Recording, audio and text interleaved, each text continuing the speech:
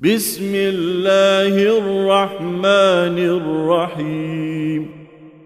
سبح اسم ربك الأعلى الذي خلق فسوى والذي قدر فهدى والذي أخرج المرعى فجعله غثاء أحوى سنقرئك فلا تنسى إلا ما شاء الله إنه يعلم الجهر وما يخفى ونيسرك لليسرى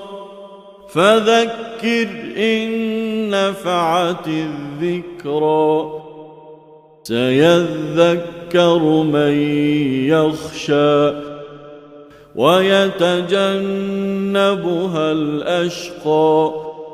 الذي يصلى النار الكبرى